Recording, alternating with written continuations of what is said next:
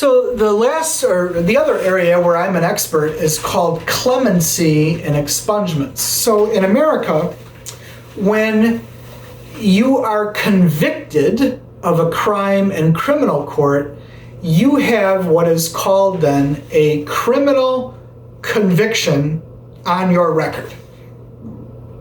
Not a good thing to have. Because let's say you're applying for a job.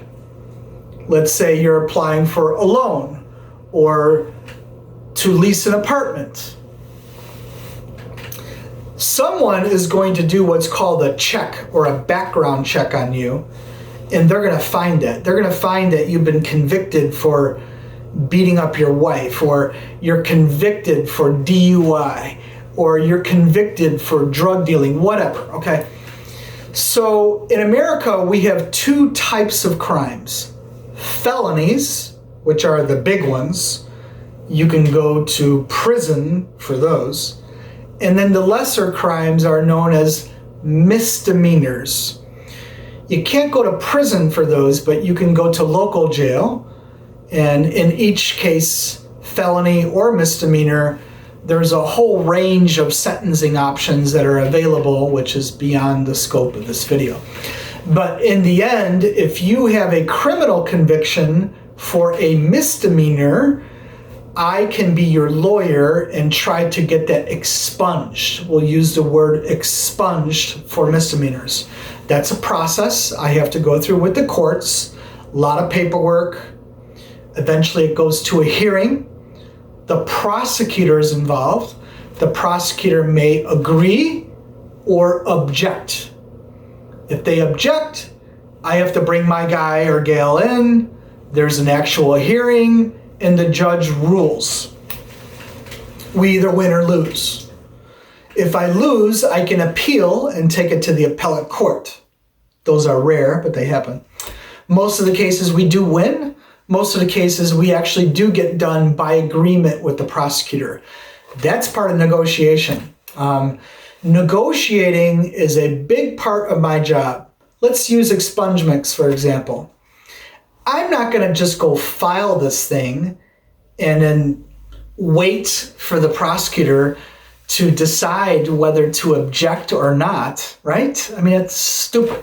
What I'm going to do instead is before I even file it, I'm going to go see the prosecutor. Better yet, I might call him because I know him, whoever he is. I know him. I'll call and I'll say, hey, I'm going to be over in your court next week. Can I stop by? And they'll always say yes. Hardly ever do they ask me what I'm going to talk to them about. I'll wait for that until I get there, right? So I'll go there. I'll say, by the way, look, I have this guy. He got convicted of this offense 7 years ago, for example. And since then, he has gotten married, he has children, he has this great job, he's done community service. Look, I'm getting ready to file this petition, and I wanted to bring it to your attention ahead of time because I have respect for you. And if I do it that way, I have the prosecutor right there in the palm of my hand.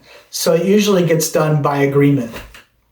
It's only in that rare case where it has to go before the court. That's usually because the person has a bad overall record, or I'm dealing with a prosecutor who just, maybe in that rare case, I just don't know, or who didn't want to see me, but those are rare cases. The others, felonies.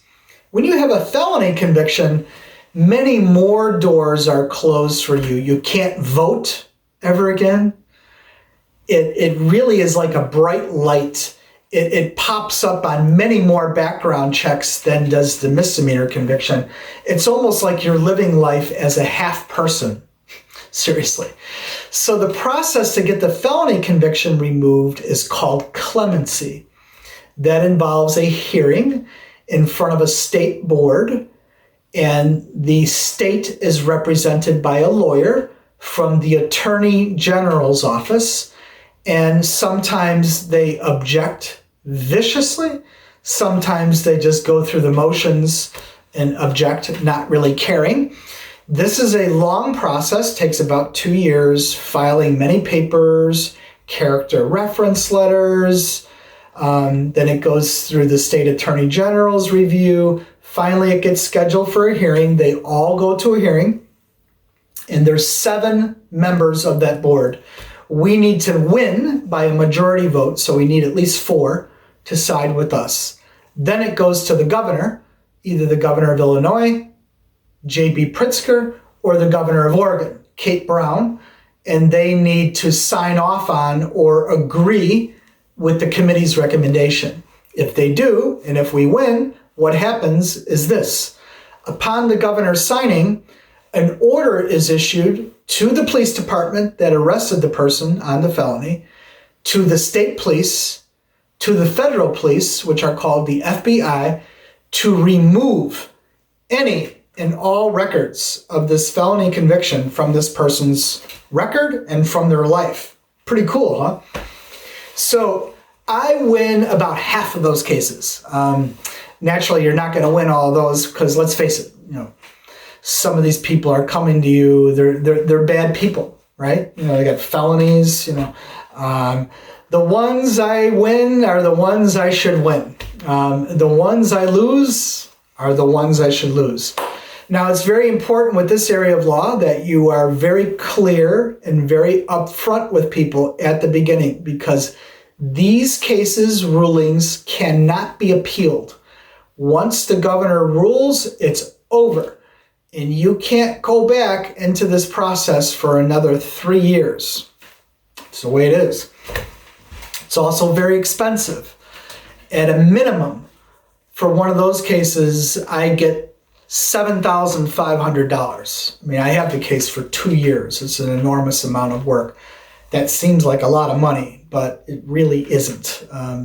Anyway, it is a lot of money for the client, and they need to pay us within a certain amount of time. So we don't get all the cases that we could, but I don't do it for less than that money. There's other lawyers that charge twice as much as I do. But anyway, lawyers do make a lot of money. I make a lot of money, but again, that's not my main motive. My passion for doing what I do now is not for the law. It's for the people. It's for the fact that I'm good at what I do. It's for the fact that I can take the good energy that I have from my life and transfer it to my work. And that's what people should do. That's what your motive should be, is to have a great outlet. A man should have great outlets. A man should have his woman whom he can love and be affectionate with and have great partnership with. So then he can get that great energy from her, which he'll have only if he has that type of close relationship. And now he can take that out into the world. And now you take that great energy and give it your best every day. Find something you enjoy doing within the law. Is it being a solicitor, prosecutor, barrister, private practice, working for somebody else? You decide. And once you're there, give it your best every day. Make it about the client. Make it about the work. The money will be there. God will see to that if you have a good heart, right? So that's a little bit more about my law practice.